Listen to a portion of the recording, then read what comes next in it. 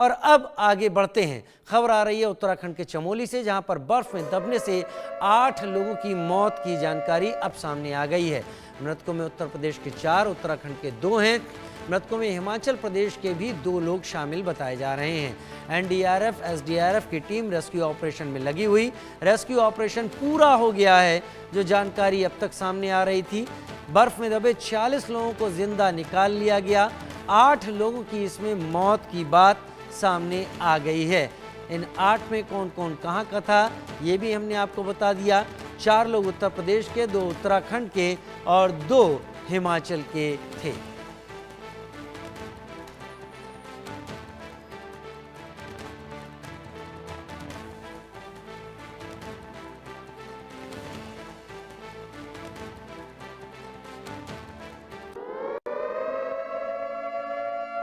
यही अपडेट हम लगातार आपको बता रहे हैं कि चमोली में बर्फ में दबने से 8 लोगों की मौत हो चुकी है। मृतकों में उत्तर प्रदेश के 4, उत्तराखंड के 2 लोग हैं, हिमाचल के 2 लोग इसमें शामिल हैं। ये 8 लोगों की मौत हुई। अब तक एक शख्स के बारे में लगातार सर्च चल रही थी और इन 8 की मौत कंफर्म होने के साथ ही रेस्क्यू ऑपरेशन पूरा हो गया है। कुल मिलाकर 46 लोगों को बचा लिया गया। 8 लोग अभागे रहे जो बचाए नहीं जा सके, जिसमें 4 उत्तर प्रदेश, 2 उत्तराखंड और 2 हिमाचल के लोग थे।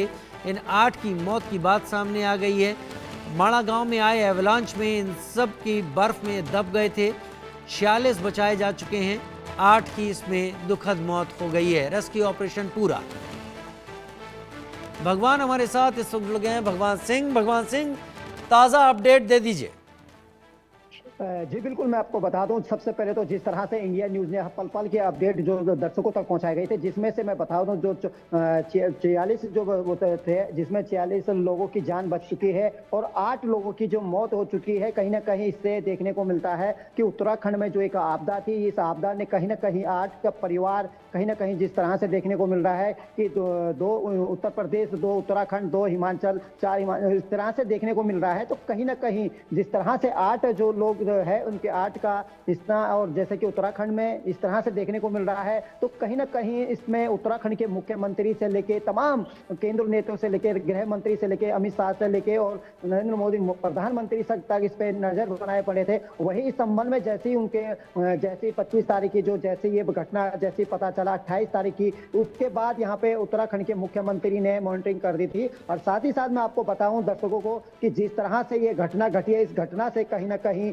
उत्तराखंड में नहीं, प्रदेश में पूरा, उत्तराखंड से लेकर प्रदेश में तक पूरा सब जगह इस चर्चा का विषय बना था कि कब ये रेस्क्यू खत्म किया जाएगा। तो जिस तरह से आपने देखा होगा कि ये घटना जो घटी है, इस घटना से कहीं ना कहीं एक देखने को मिला है। साथ ही साथ मैं बता दूं आपको कि जिस तरह से उत्तराखंड के मुख्यमंत्री पुष्कर सिंह धामी ने एक चीज सबसे महत्वपूर्ण की कही, जैसे जहां पे उनको सोचा, कल स्वयं खुद वहां पे गए थे जिस माड़ा गांव में, तो वहां पे उन्होंने जो घायल थे उनके बातचीत करी, उनके परिवार वालों से पूछा गया। और जैसे कि हल्द्वानी के जो व्यक्ति थे, जो जान जिनकी बची, उसके बाद उनके परिवार वालों ने कहीं ना कहीं कहा कि अगर समय से सरकार और समय से रेस्क्यू नहीं किया जाता तो बड़ा हादसा होता है। उसके कारण सबसे ज्यादा भगवान सिंह, एक शख्स को लेकर लगातार सर्च चल रही थी, अब कंफर्मेशन आ गया है कि 8 की मौत हो गई है।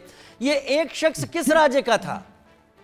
जी बिल्कुल, मैं बता दूं आपको कि जो ये देहरादून का रहने वाला था, जो शख्स था ये भी देहरादून का ही रहने वाला था। तो कहीं ना कहीं जिस तरह से आपने बताया कि देहरादून का, मैं वहाँ के हिमाचल के, और कहीं ना कहीं जो व्यक्ति था, ये व्यक्ति जो फंसे हुए थे, इनको कहीं ना कहीं इसको नहीं मिल पा रही थी। तो जैसे ही अगर जैसे कि जो घायल थे उन्होंने बताया कि हमें सबसे ज्यादा दिक्कत जब कंटेनर के अंदर फंसे हुए थे, तो जब लोकेशन पता नहीं चल पा रही थी, तो आज स्पेशल जो टीम गई, डॉग टीम गई, और साथ ही साथ कैमरा जो वहाँ पे गए स्पेशल, तो कहीं ना कहीं उससे पता चल पाया, तब जाके इनके चल पाया। और मौसम की बात करें तो मौसम आज 2 दिन बिल्कुल सही था, तब जाके रेस्क्यू खत्म हो पाया। अगर बारिश का होता तो शायद जो लोग ये फंसे हुए थे इनकी जान बचनी भी मुश्किल होती।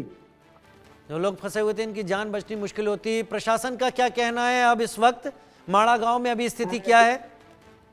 जी बिल्कुल, माना गांव की बात करें, जिलाधिकारी संदीप तिवारी का साफ कहना है कि अभी जो रेस्क्यू फिर भी चल रहा है वहां पे, अगर ना कोई ऐसी चीज ना हो कि बाद में दिक्कतें हो, तो उन्होंने रेस्क्यू सेना के हेलीकॉप्टर के माध्यम से सर्च ऑपरेशन अभी भी सर्च चल रहा है। साथ ही साथ कहीं ना कहीं जिलाधिकारी का कहना है, और जैसे ही उसके बाद अब शाम होने वाली ढलने वाली है, अब जब अंधेरा का समय हो जाएगा उसके बाद वहां से हट जाएंगे, इसके बाद भी कल वहां पे फिर भी रेस्क्यू किया जाएगा ताकि कोई ऐसी चीज ना हो और ऐसे चीज ना हो, क्योंकि उत्तराखंड के मुख्यमंत्री पुष्कर सिंह धामी लगातार जिला प्रशासन से अपडेट ले रहे हैं और केंद्र नेतृत्व को भेजा जा रहा है। और वहाँ पर जो बर्फ आ गई थी माड़ा गांव में, माड़ा गांव के अलावा आसपास के इलाके में माड़ा गांव की क्या स्थिति, क्या सारी बर्फ हटाई जा चुकी है? 5 से 8 फीट ऊंची बर्फ? जी बिल्कुल नहीं, अभी जो जहां पे ये घटना घटी थी वहां पे अभी पहले बर्फ हटा दी गई है, और बाकी जो अब अलर्ट जैसे ही मौसम का मिजाज बनेगा तो वहां पे बर्फबारी का ज्यादा चांस रहता है। कहीं ना कहीं देखा जाता है कि जहां एक तरफ फरवरी में गर्मी का सीजन शुरू हो जाता था, लेकिन अभी से यहाँ पे फरवरी में अभी भी ठंडा है, क्योंकि बर्फबारी हो रही है, तो उससे कहीं ना कहीं बद्रीनाथ क्षेत्र में सबसे ज्यादा ठंडा देखा। माणा गांव की बात करें कि पहले उसको अंतिम गांव कहा जाता था, लेकिन अब प्रथम गांव कहा जाता है, क्योंकि पहला गांव वो माना जाता है। अब जिस तरह से देश के प्रधानमंत्री जब वहां पे गए थे तो उन्होंने यही कहा था कि ये देश का पहला गांव है। तो माणा गांव की अगर मैं बताऊं तो वहां से बद्रीनाथ से 3 किलोमीटर दायरे में पड़ता है। संगम जो वहां की जो नदी है, उस नदी से कहीं ना कहीं एक मैसेज आता था कि ये माणा गांव की आखिरी है। अभी अभी मौसम विभाग का क्या कहना है? पूरी जानकारी बताइएगा कि वहां पर क्या आगे हालात रह सकते हैं मौसम के।